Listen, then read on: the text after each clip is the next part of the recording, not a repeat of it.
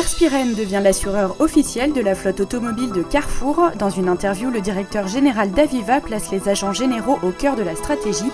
Enfin, Marie-Sarah Lebel revient sur Solvabilité 2.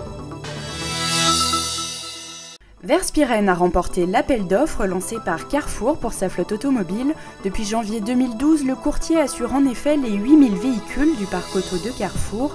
Le contrat couvre également les véhicules des collaborateurs en mission, ainsi que l'assistance. Verspiren n'en est pas à sa première enseigne agroalimentaire puisqu'il détient déjà ED dans son portefeuille. Dans une interview parue sur notre site, Philippe Mazot-Higuel-Rivet, directeur général d'Aviva France, a conforté le suivi du plan distribution 2015.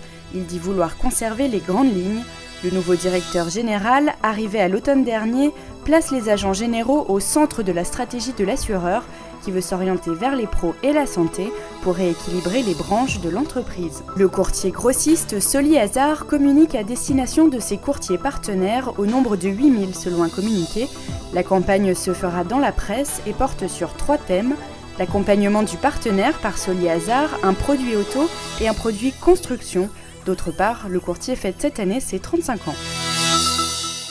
Cette semaine, nous retrouvons Marie-Sarah Lebel du cabinet Astrée Avocat qui aborde la problématique de Solvabilité 2 pour les intermédiaires d'assurance à échéance 2014. Les enjeux pour nos clients intermédiaires, ça va être de prendre le train en marche et de savoir mettre en œuvre des processus organisationnels adaptés aux exigences nouvelles qu'auront leurs compagnies fournisseurs et partenaires. Alors naturellement, ces paramétrages ils vont avoir moins d'impact chez nos clients agents qui sont déjà habitués à travailler, dans les clous des procédures de leur compagnie et fournisseurs. Chez les courtiers, ça va impliquer un travail d'organisation peut-être plus important et aussi parce qu'ils ont plusieurs fournisseurs, donc il faut s'adapter à chaque fois à une nouvelle façon de faire, une nouvelle méthodologie.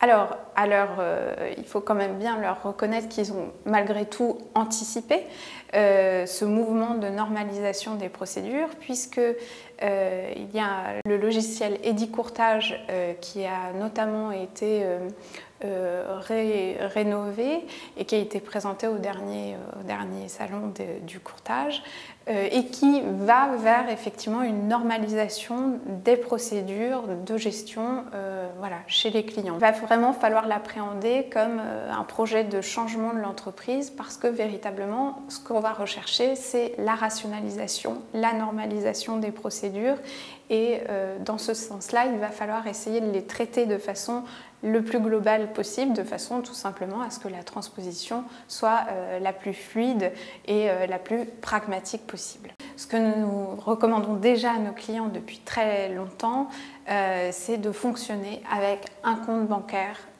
par compagnie, de façon à ce que les flux financiers soient les plus retraçables, soient retraçables le plus facilement possible et de façon à ce qu'il n'y ait pas de confusion en matière de gestion des fonds.